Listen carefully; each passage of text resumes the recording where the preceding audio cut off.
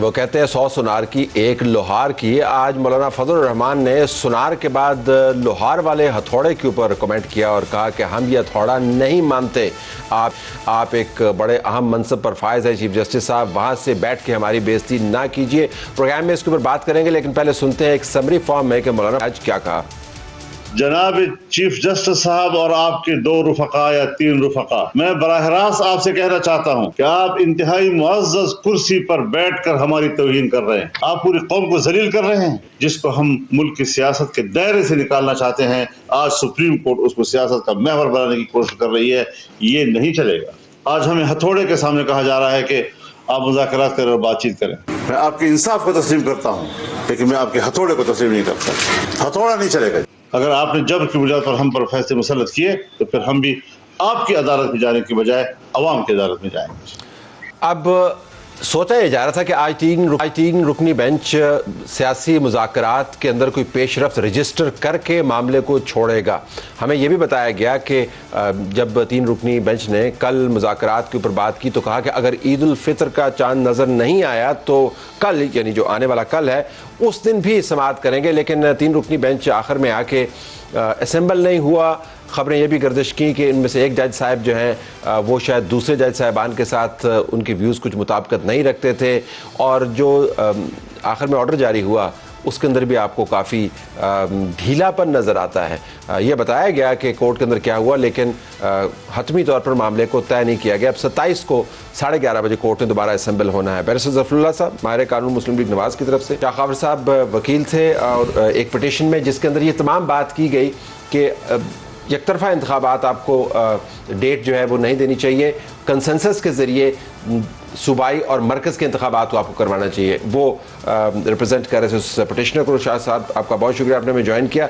अहमद बिलाल महमूद साहब भी हमारे साथ मौजूद हैं, उनसे भी बात करेंगे। इसी प्रोग्राम में नाजरीन हम मल्टीनेशनल कंपनियों की दुहाई का भी जिक्र करेंगे। बहुत परेशान हैं, वो अपने प्रॉफिट्स को बाहर नहीं भेज सकते। 1.5 बिलियन डॉलर्स की खतीर रकम रुकी हुई है, और वो कह रहे हैं जी कि इसहाक डार साहब हमारी बात सुने। इसमें आमिर पराचा साहब जो CEO हैं यूनिलीवर के और सदर हैं overseas investor chamber of commerce, उनकी भी बात आपको सुनवाएंगे जो मैंने कुछ दिन पहले रिकॉर्ड की। जी ज़फ़रुल्लाह साहब, अब अगर मैं आपसे पूछूं, मैं भी हामिद मीर का प्रोग्राम देख रहा, आप इतने गुस्से में क्यों?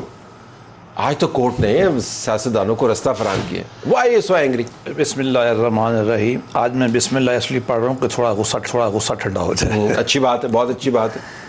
ऐसा बात ये है कि ना, ये इलेक्शन और नो इलेक्शन ये कोई इतनी अहम बात नहीं है। इलेक्शन होने चाहिए। बात मुझे जो है ना, as a student of history and political science, मुझे दुख होता है। किस चीज़ का दुख? पाकिस्तान की तारीख में हमें इंडिविजुअल केसेस में तो इंसाफ मिलता रहता है, बड़े हम खुश भी होते हैं, हमारा रोज़गार भी, लेकिन जो 10 बड़े, अगर आप मुझे कहें ना कि जो सियासी फैसले जिनके ऊपर मुल्क की तकदीर बदल गई, ख़राब हो गई, वो सारे अवाम के ख़िलाफ़ है। मुझे इस पर बड़ा दुख होता है। नहीं तो आज इस दुख के इजहार का क्या मतलब? ये कोई चीज़ नहीं है। बात ये है कि ये सारा फसाद जो है जो पैदा हुआ, पनामा में एक प्रोजेक्ट लॉन्च किया गया, एक सिटिंग प्राइम मिनिस्टर को आपने उठा के बाहर फेंक दिया।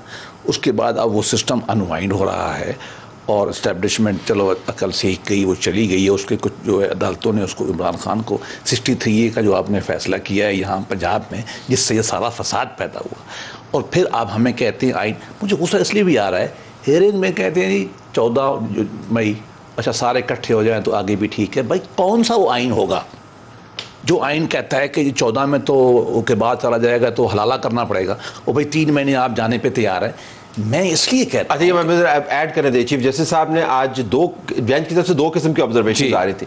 एक हमें लग रहा था कि जिस तरह पत्थर की लकीर है 14 मई की डेट, वो डराना, हिल नहीं सकता। डराना था ना वो। हाँ, किसको डराना था? लोगों को मुराद ये थी, देखे ना, ये लोग सियासतदान खड़े थे सामने। मैं तो इसके खिलाफ, मैं नहीं जाना चाहिए। नहीं, मैं लाख अदब से कहूँगा, ये मेरे मुझसे सीनियर है, मुझसे ज़्यादा काबिल हैं।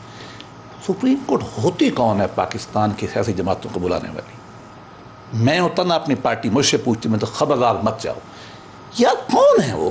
भाई सियासी मामला जज है या थुने जज लड़ रहे हैं ना आपस में। अच्छा, आप मुझे आप मुकर्रर कर दो कि मैं उनको सीधा कर दूं, उनकी मीटिंग करा दूं। हम लड़ रहे हैं आपस में, लड़ते रहे।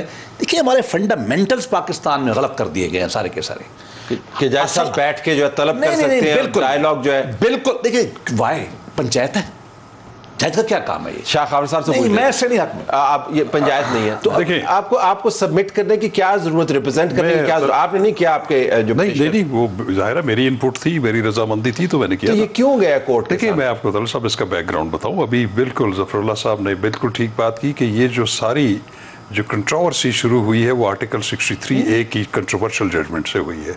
उसके बाद आपने देखा है कि जब भी आला अदलिया में वो वाले कानूनी मसाइल जाते हैं जिनका ताल्लुक सियासत से हो, वो हमेशा उसमें लूज़र जो है वो कोर्ट होती है। उसकी वजह यह है कि उन्होंने अगर किसी एक के हक में फैसला करना है तो वो तो उनसे खुश होता है, जिसके मुखालिफ होता है वो उसके खिलाफ जो है वो पूरा एक एक्सेप्ट ये मामला कोर्ट के पास गया नहीं। मैं आपको बताता हूँ, देखिए कोर्ट ने खींच के अपनी तरफ लेके आए। मैं आपको बताता हूँ, मैं अब इसकी बताता हूँ इसका बैकग्राउंड क्या है, क्यों ये पिटीशन ज़रूरी थी। मैं अभी भी इस पर यकीन रखता हूँ। उसकी वजह ये थी, एक कंट्रोवर्शियल जजमेंट आ गई 4 अप्रैल की 2023 की।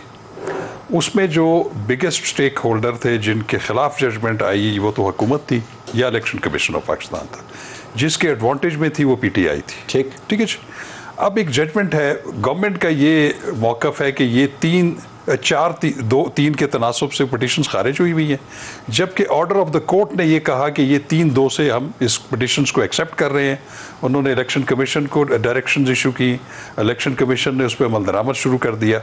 अब प्रॉब्लम क्या थी कि अगर एक जजमेंट गलत है, इन अकॉर्डेंस विद लॉ नहीं है, उसकी रेमेडी क्या है? उसकी रेमेडी ये है कि जो एग्रीव्ड है वो उसके खिलाफ रिव्यू फाइल करे। वो तो मानते नहीं है गलत है। नहीं मेरी बात सुनो, लेकिन वो तो मानते नहीं है। आपका जो बुनियादी मफरूजा है पिटीशन फाइल करेगा, नीयत बहुत अच्छी, लेकिन मैं नहीं, मानते ही नहीं। मेरी बात तो सुन लेना। मैं उसमें उसकी रेमेडी क्या है? मैं कहता हूँ कि ये मौक़िफ़ हुकूमत का बिल्कुल यही है कि ये 4-3 की तनासब से पिटीशंस खारिज हुई हैं, लेकिन आप कह रहे हैं कि हमने मंजूर की हुई हैं। तो this is an error floating on the surface of the record, जो कि रिव्यू का एक अज्जाए तरकीबी यही है कि अगर एक जजमेंट में गलती है जिसको रेक्टिफाई होना ज़रूरी है, उसमें आप रिव्यू फाइल करते हैं। उन्होंने उल्टे हाथ की सबसे छोटी उंगली की जुम्बिश से इस मामले को फारिग कर दिया। मैं उसका हाथ भी नहीं हिलाया। आज क्या हुआ? आज क्या हुआ? With contempt. मैं बताऊं, कल मैं जब रोस्टम पे था तो मैंने ये कहा कि इसमें आपकी जजमेंट को कंप्लाई विद नहीं किया जा रहा, उसमें अमल दरामद नहीं हो रहा, whatever is the reason, और सुप्रीम कोर्ट की एक जजमेंट है, उसको कंप्लाइंस जरूरी है। प्रॉब्लम क्या है कि जो इससे एग्रीव्ड है वो आ नहीं रहा रिव्यू में, ना गवर्नमेंट आ रही है ना इलेक्शन कमीशन आ रहा है। लिहाजा अब हम आपको ये बता रहे हैं कि आपकी जजमेंट पे अमल दरामद नहीं हो रहा है, क्योस क्रिएट हो रहा है। क्या आपको अब इसमें ये है कि हमारा मौक़िफ़ ये नहीं, उन्होंने कहा कि जज साहब ने रिक्वेस्ट तो हमारी थी ना। नहीं कहा क्या? रिक्वेस्ट हमारी ये थी कि एक कंसेंसस डेवलप किया जाए इस बात पे। दैट वी नो, बट जज साहब ने आपको क्या किया? How did they treat this? They issued notice to the political parties, to the government, to the election. 14 मई का जो फैसला है, मैं आपको बताता हूँ, वो भी मैं आपको एक बात बताऊं, वो भी फ्लेक्सिबल है। वो इसी फ्लेक्सिबल है कि आज उन्होंने एक अंदिया दे दिया है। उन्होंने कहा है कि आपको पता है कि आपने जजमेंट्स को, हमारी जजमेंट को चैलेंज नहीं किया और उसके लिए 30 डेज होते हैं, अभी भी आपके पास वक्त है। वो अभी भी उनको इनवाइट कर रहे हैं कि आप रिव्यू फाइल करें। रिव्यू फाइल करेंगे तो हम उस जजमेंट को कहीं इधर उधर कर सकते हैं।